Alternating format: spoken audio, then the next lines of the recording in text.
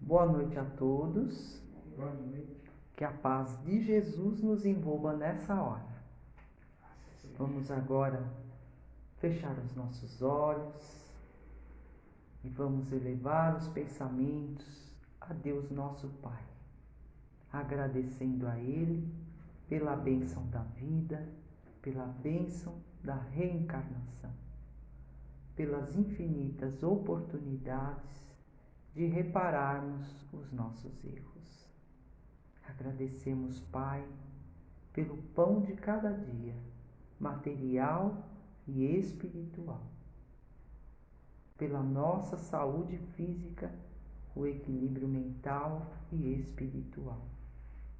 Obrigada, meu Pai, pelo nosso querido Mestre Jesus, esse nosso amigo de todas as horas, que nos mostra o caminho que vai levar até o Senhor.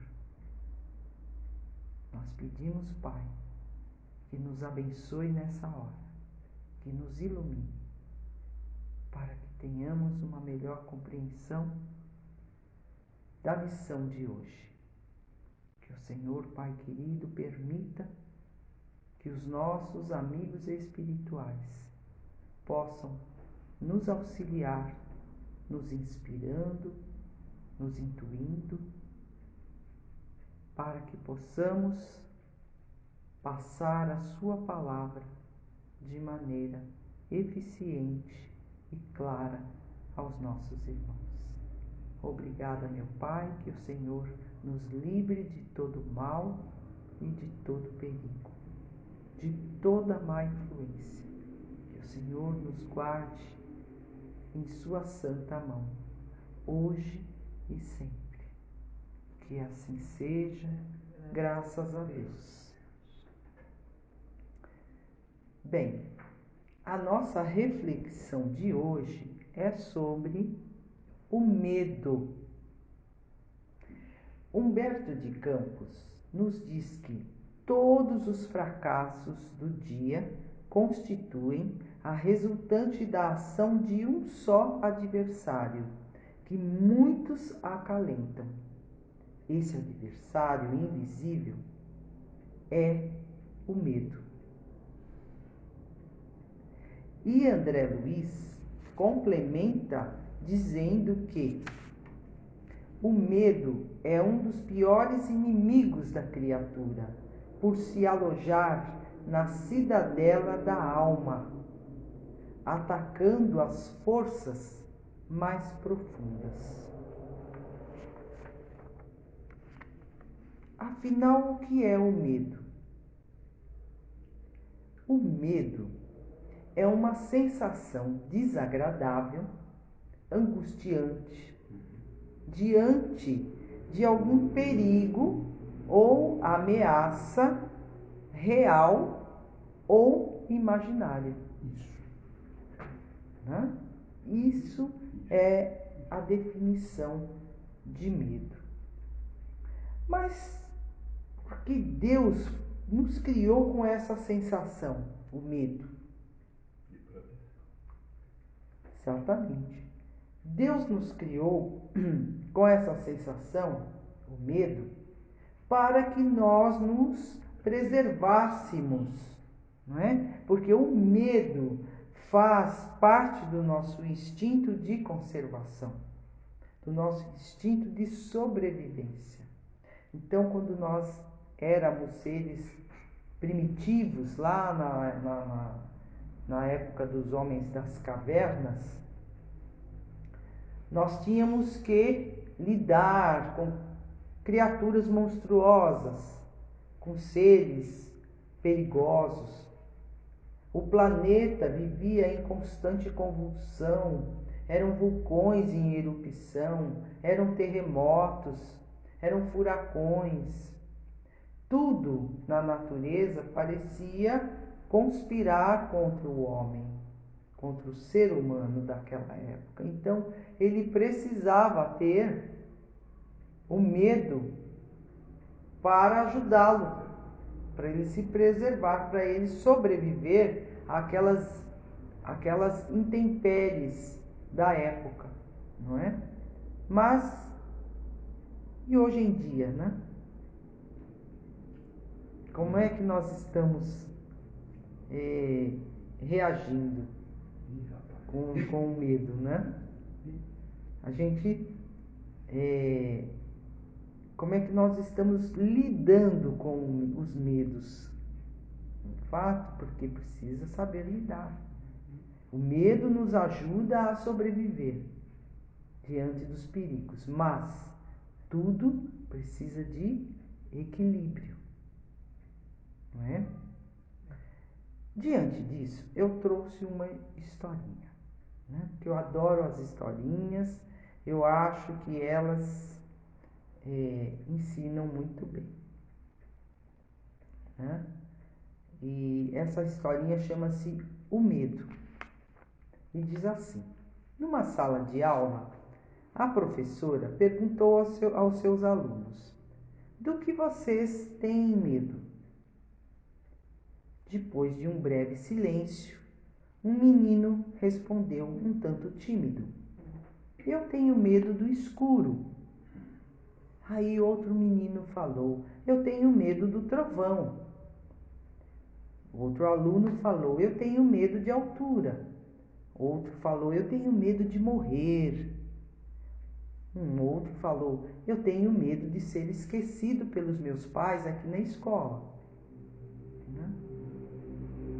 E vários foram ali confessando os seus medos, até que uma garotinha com um ar assustada falou: eu tenho medo do Malamém, que é um monstro muito perigoso.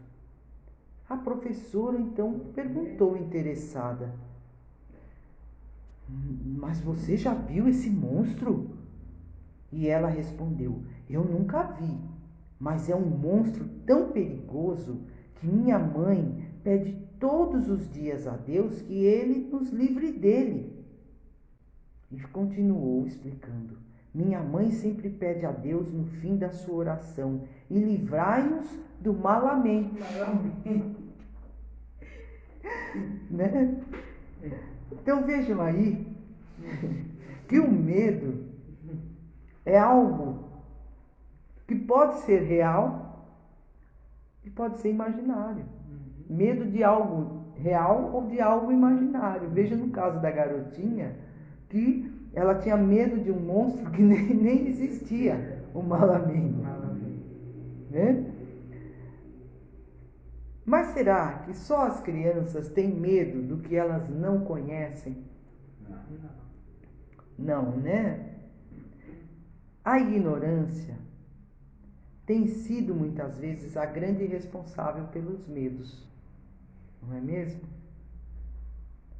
O desconhecido gera esses medos inconfessáveis. Coisas que a gente não conhece muito bem, a gente teme o que não se conhece, não é assim? Mas por que temos tanto medo do desconhecido? Porque os monstros criados pela imaginação geralmente são mais terríveis do que os monstros que realmente existem. Né? Os nossos temores imaginários são piores dos temores reais. Não é fato? Então, é o medo da morte, é o medo do inferno, é o medo do juízo final, o medo do fim do mundo. E quando a gente para refletir, todos esses medos são frutos do quê? Da nossa ignorância. Não é? Porque quando a gente conhece, tem o conhecimento da doutrina dos espíritos, nós compreendemos que a morte não existe. Não é? Allan Kardec matou a morte. Então a morte não existe. Por que tememos? Nós já morremos muitas vezes. Nós não nos lembramos, mas já morremos muitas vezes, de maneiras diferentes. Né? Então por que temer? quando sabemos que a morte não existe. O que morre é o corpo e o espírito é imortal, continua vivo. Por que o medo? Né? Então, muitos dos medos são frutos da nossa ignorância. Tem pessoas que têm medo do futuro. Tem pessoas que têm medo da solidão. Outras têm medo da velhice. E outras têm medo de sentir medo. Não é? Então, o fato é que, quando se tem o conhecimento, tudo fica mais fácil. Na doutrina dos Espíritos, nós compreendemos que não existe acaso, que não existe injustiça. Não é? Tudo está dentro de um esquema perfeito, que a espiritualidade maior prepara em nome do nosso Pai do Céu. Então, diante disso, devemos sempre lembrar daquela frase do Pai Nosso quando dizemos que seja feita a vossa vontade, meu Pai. Por quê? Porque o Pai sabe o que é melhor para cada um de nós. E a vontade dele é que todos os seus filhos sejam felizes. Então não há o que temer. Deixa na mão dele, não é? Então, veja que o medo causa vários transtornos psicológicos, gente. Causa vários transtornos. É a ansiedade, é a depressão, é a síndrome do pânico e vários outros transtornos. Não é? Medo. O medo do futuro. O medo do futuro. A criatura tem medo do que está por vir. E aí ela não vive o presente. Não é assim? Porque, o que será que pode acontecer assim, lá na frente? E se acontecer isso, se acontecer aquilo? É terrível viver com medo, viver desse jeito. A criatura não vive. Exato. Fica preocupada com coisas que muitas vezes não vão acontecer, né? É preciso se controlar. Não é mesmo? Controlar o medo. Por quê? Porque senão vai ser cada vez pior. A criatura vai acabar precisando tomar remédios controlados. Não é? Ela vai acabar se tornando escrava. Então não podemos deixar que o medo nos domine, porque o medo nos dominando vai deixar a gente paralisado, né? E o que é preciso que cada um faça é adquirir o autocontrole, o autodomínio de si. E para isso é preciso que a criatura se autoanalise, para descobrir quais são os seus pontos fracos, né? Que potencializa esse medo. Precisa se analisar, né? Por isso que no livro A Saúde da Alma, do Richard Simonetti, nós vamos encontrar uma historinha bem singela, que tem como título Ansiedade, que nos conta o seguinte: que um discípulo, diante do seu mestre, perguntou: Mestre, como posso vencer a ansiedade? Como desfazer essa escuridão? E o mestre respondeu: acenda uma luz. Assim você saberá como superar a ansiedade. E o discípulo, meio acabrunhado, perguntou: Mas, mestre, eu não sei como acender essa luz.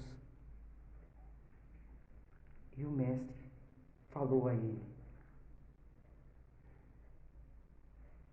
como produzir fogo usando 2 gravetos? E o discípulo falou: eu devo atritá-los até que eles entrem em combustão. E o mestre falou: isso mesmo, então faça isso com a ansiedade. E aí o discípulo pensou um pouco e falou: mas com o que eu vou atritar a ansiedade? E o mestre respondeu: com o conhecimento. Estudo? Perguntou o aprendiz. Não, disse o mestre, com reflexão.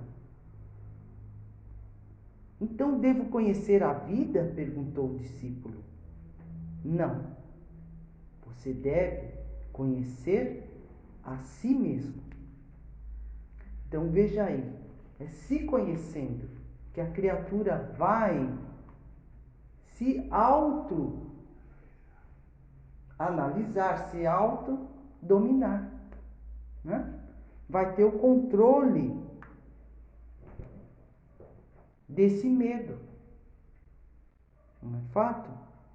Para que não venha a acontecer aquela historinha singela, mas que diz muito, que conta-se que certa feita a morte chegou lá numa cidade e comunicou ao prefeito que iria matar 10.000 pessoas. Passado algum tempo, ela reencontrou o prefeito furioso, muito bravo, que foi logo dizendo a ela: a senhora me enganou, falou para a morte. Mentiu para mim, disse que mataria 10.000 pessoas, mas matou 50.000.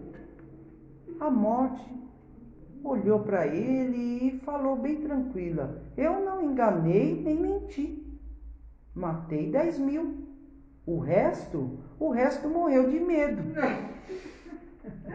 Então vejam aí, é verdade, né? O resto morreu de medo. Porque as criaturas não sabem se controlar. E vai deixando o medo dominar. E aquilo vai de pouquinho, vai crescendo, crescendo, e a criatura depois não consegue mais se livrar daquelas garras do medo, né? E o medo, gente, denota falta de fé. É falta de fé.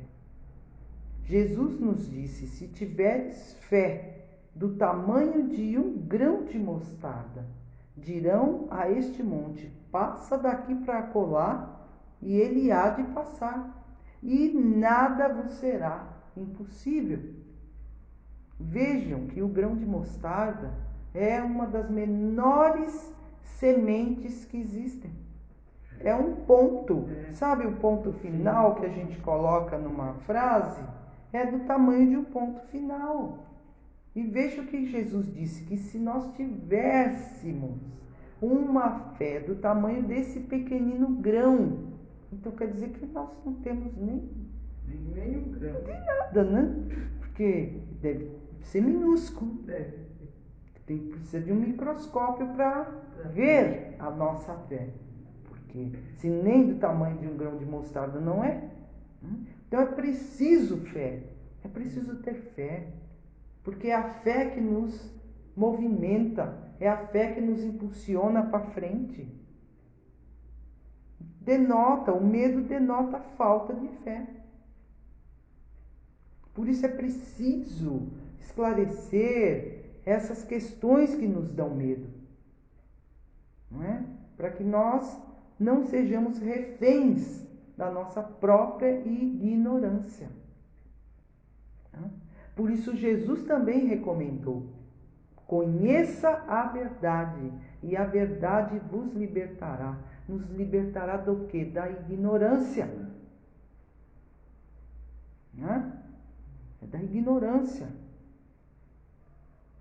Conhecimento é diferente de crença.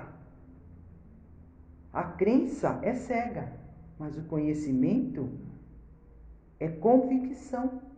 A convicção que só se adquire pela razão, né? É o conhecimento que gera a fé inabalável, aquela fé raciocinada que pode encarar a razão face a face, frente a frente ali.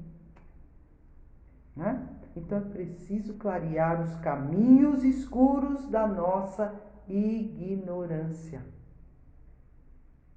Clarear esses caminhos com a luz do quê? Com a luz do conhecimento. Né? Só assim nós venceremos o medo. Busquemos nos esclarecer, conhecer as leis do nosso Pai do céu. Leis essas que regem todo o universo, que regem as nossas vidas. Se Deus é por nós, quem será contra nós? Tenhamos fé. Fé é confiança, é certeza.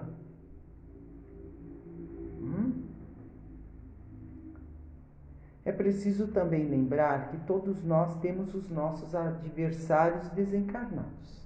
Porque como somos espíritos endividados, imperfeitos, nós fizemos lá os nossos inimigos. De maneira que todos nós temos os nossos desafetos. E os nossos adversários desencarnados, quando veem os nossos medos, eles o que fazem? Eles incutem pensamentos negativos que nos dão mais temor, não é? Eles sabem os nossos pontos fracos. Ah, o que é o ponto fraco dele? Ah, ele tem medo que um ente querido morra. Ah, e aquele ali? Aquele ali tem medo de ficar sozinho.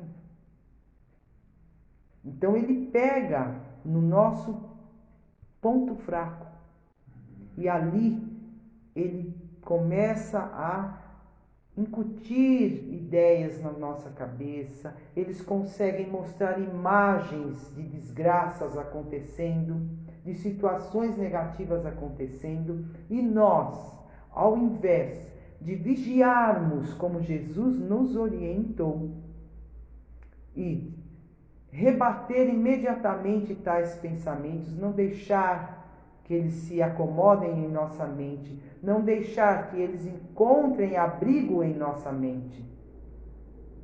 A gente tem que repelir imediatamente tais pensamentos, e nós não fazemos isso. Muitas vezes, por invigilância, nós damos brechas, deixamos entrar tais pensamentos, acomodamos esses pensamentos. E aí os medos vão se tornando cada vez maiores, ao ponto de nós perdermos o controle sobre eles. Então, o que fazer quando vêm esses pensamentos negativos? Como disse Divaldo Franco certa feita, pense imediatamente num pensamento bom, em algo bom, positivo. E aí, esse pensamento positivo neutraliza o pensamento negativo, o pensamento ruim que o seu adversário te incutiu. Né? É muito importante vigiar o pensamento. É muito importante. É preciso manter uma boa conduta também, para que a gente, com os pensamentos bons, com a boa conduta, a gente possa atrair os bons espíritos. Porque com os maus pensamentos, com os nossos erros, com as nossas derrapadas no caminho reto, nós atraímos os espíritos maus. Tá? Por isso precisamos vigiar e orar. Existem algumas regras que vão nos ajudar a controlar o medo. De que maneira? Nos deixando harmonizados. Essas regrinhas são: sempre que pensar algo ruim, imediatamente pense algo bom para neutralizar. E vigie os pensamentos. Procure pensar só coisas positivas, coisas boas. Faça sempre uma leitura edificante, algo que acrescente alguma coisa boa em você, que te dê, que enriqueça o seu conhecimento. Faça uma boa leitura, uma leitura edificante. Ouça boas músicas, porque a boa música é uma oração. Não é mesmo? Faça o evangelho no lar. O evangelho em casa é uma luz que se acende dentro do seu lar. É muito importante. Não é? Faça disso um hábito. Toda semana, uma vez por semana, faça o evangelho no lar. Ah, mas eu não vou fazer o evangelho sozinho, ninguém na minha casa quer participar. Você nunca está sozinho. Mesmo que não tenha nenhum encarnado junto com você, com toda certeza os seus amigos espirituais estão com você. Os amigos desencarnados estão com você. Com toda certeza o seu protetor estará com você. Faça o evangelho. No início, quando Chico Xavier começou na Casa da Prece, ele fazia o evangelho, só ele e o cachorrinho debaixo da mesa. Porque o irmão trabalhava à noite, a irmã tinha um ente querido enfermo que tinha que cuidar, o outro irmão tinha não sei o que para fazer, o outro não sei o que. Ele não tinha ninguém para participar com ele. Mas a espiritualidade amiga estava presente. Então ele fazia o evangelho ali. Olha aí. E depois o que virou a Casa da Prece? Né? Era um ambiente tão iluminado e tão procurado por todos, não é? Todos os necessitados, que fazia filas enormes que dobravam o quarteirão. Então, insista, faça o seu evangelho no lar. É muito importante, uma vez por semana, sempre no mesmo dia e no mesmo horário. Marque esse encontro com os seus amigos espirituais e faça o evangelho. Ilumine o seu lar com a palavra do Cristo. E tenha também o hábito da prece, porque a prece nos sintoniza com o alto, com os irmãos mais altos, né? E aí o céu desce à terra para nos ligar. É a ponte que nos liga com o céu, é a prece.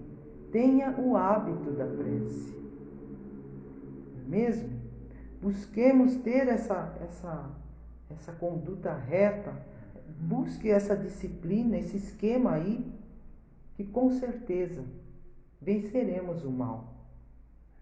Não é? Então, para nós fecharmos essa nossa reflexão, vamos ler uma mensagem do irmão José, que está no livro Vigiai e Orai, que diz assim: não permitas que a insegurança te conduza ao pânico.